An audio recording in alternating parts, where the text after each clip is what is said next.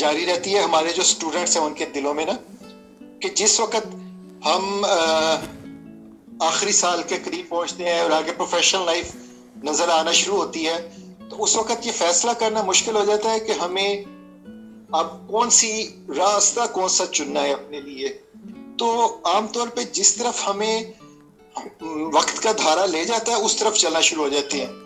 अपनी सोच बहुत ज्यादा लोगों में नहीं होती। आमतौर पे वो यही सोचते हैं कि ये जो अगर नौकरी पहले मिल गई तो नौकरी पे चले गए, अगर कोई साहब साथ मिल गए जिसने कहा मेरे साथ बिजनेस कर लें तो बिजनेस पे चल पड़े। तो ये किस लेवल पे हमें सोचना चाहिए कि हमें कौन सी राय लेनी है और इसका फैसला किन बुनियादों पर होना चाहिए? अजय भाई, बहुत वैलिड क्वेश्चन है और बदकिस्मती से जो पैटर्न आपने बताया है, इस पैटर्न को हम लोगों ने भी फेस किया। हमसे सीनियर थे उन्होंने भी फेस किया, जूनियर्स थे वो भी यही फेस किया उन्होंने। और उसमें सबसे बड़ी जो चीज़ है जो मैं समझता हूँ, एक चैलेंज है कि हमारे स्टूडेंट्स के सामने रोल मॉडल्स नहीं हैं। जो एक टीचर का रोल होता है वो एक रोल मॉडल का होता है, एक इंस्पिरेशन का रोल होता है। सबसे पहली बात तो ये है कि जब वो रोल मॉडल नहीं है, वो उनके पास वो कोचिंग काउंसलिंग उस अंदाज़ की नहीं है, क्योंकि बहुत सारे एकेडमिक एनवायरनमेंट में रहने के साथ कि एकेडमिक दुनिया एक डिफरेंट दुनिया बन जाती है और जो प्रैक्टिकल लाइफ है जिसे हम कहते हैं कि जो दुनिया में हो रहा है उसके अंदर क्या इम्कानात हैं, क्या चीज़ें हैं, वो दो डिफरेंट सर्कल में चीज़ें मूव कर रही होती हैं। और चूँकि मैं एकेडेमिया में अपनी क्लासेस ले रहा हूँ, कोई कोर्स कर रहा हूँ, फिर मेरे ऊपर वालिदैन का प्रेशर, फिर माशरे का प्रेशर, वो तमाम चीज़ें मुझे ड्राइव कर रही हैं उसी सिमत में जिस सिमत में सब जा रहे हैं मैं जा रहा हूँ। आजकल के दौर में मैं समझता हूँ कि जो सबसे बड़ा बेनिफिट है वो ये है कि दुनिया सिमट के बन गई है ग्लोबल विलेज। आज इतने ज़्यादा इंफॉर्मेशन के ज़राए हैं जो हमारे वक्त में बिल्कुल नॉन एग्जिस्टेंट होते थे।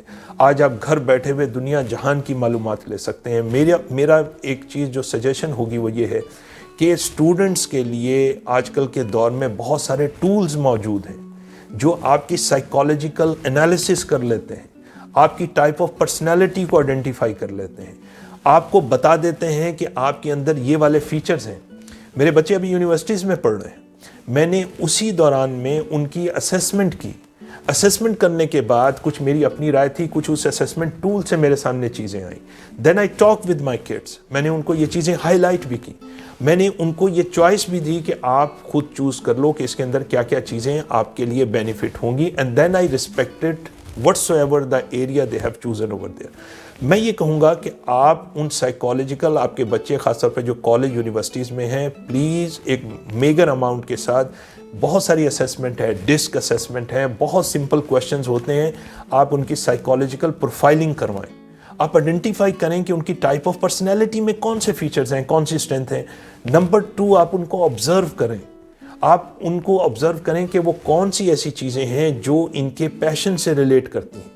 तो जिस वक्त आप उनको आइडेंटिफाई करेंगे तो आजकल की दुनिया में घर बैठकर आसिफ भाई ऐसे प्रोफेशंस मौजूद हैं कि आप उतना कमा सकते हैं जो आप पूरा साल नहीं कमा सकते। तो अगर आपका कहीं एप्टीट्यूड आईटी वाली लाइन का होगा, आपका कोई एप्टीट्यूड इंजीनियरिंग वाली लाइन का होगा, आपका कोई और प्रोफेशन का होगा, आप 2000 प्रोफेशंस की लिस्ट निकाल सकते हैं गूगल के ऊपर से। आप अपने बच्चों की मैपिंग कर सकते हैं कि कौन सी कॉम्पिटेंसीज हैं जो इसके अंदर नेचुरली मौजूद हैं। मेरा मानना यह है कि आजकल के टीचर्स को अपने कोर्सेज को देने से पहले सिर्फ मेरिट को नहीं देखना चाहिए, बल्कि उनकी साइकोलॉजिकल असेसमेंट करनी चाहिए।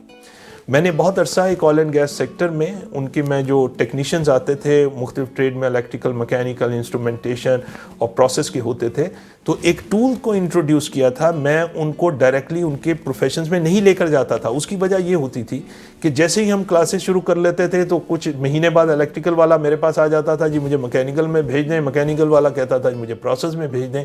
तो बहुत सारी हैसल रहती थी। तो मैंने मेरिट के साथ इस साइकोलॉजिकल असेसमेंट को मस्ट करार दिया कि जब तक ये साइकोलॉजिकल एनालिसिस नहीं होता, जब तक हमें उसके रिजल्ट नहीं मिलते, हम इसकी मेरिट के ऊपर प्योरली डिसाइड नहीं करेंगे, उसके फीचर्स रखेंगे। And that paid magical to us. तो मैं आपसे एक गुजारिश करूंगा तमाम दोस्तों से, आप खुद भी अपनी असेसमेंट करें। देखिए, मैं एग्जीक्यूटिव कोचिंग करता हूँ। एग्जेक्टिव कोचिंग में मैं सबसे पहले उन लोगों की ये प्रोफाइलिंग करवाता हूँ कि आप जाके अपनी प्रोफाइलिंग करें, so that we are being able to identify what type of person you are, आपकी क्या स्ट्रेंथ्स हैं, क्या वीकनेसेस हैं। उसके बाद मेरा कोचिंग का जर्नी शुरू होता है। तो एक तो आपसे भी रिक्वेस्ट है कि आप उस किसी भी ऑनलाइन टूल को सर्च कर लें जो आपको आपकी पर्सनैलिटी के बारे में दे, प्लस जो आपके बच्चे कॉलेज और यूनिवर्सिटीज़ में हैं प्लीज़ आप उनकी असेसमेंट करें, प्लस उनकी अवेयरनेस को बढ़ाएं। इतने प्रोफेशंस हैं दुनिया के अंदर जो मौजूद हैं, और उनकी प्रेपरेशन आज के साल की ना करें, उनकी प्रेपरेशन करें आज से 5 साल और 10 साल बाद की। आज हमारी बेरोज़गारी का अलमिया क्यों सबसे ज़्यादा है, उसकी वजह यह है कि हमने फ्यूचर एम्प्लॉयमेंट के लिए तैयार नहीं किया अपने बच्चों को।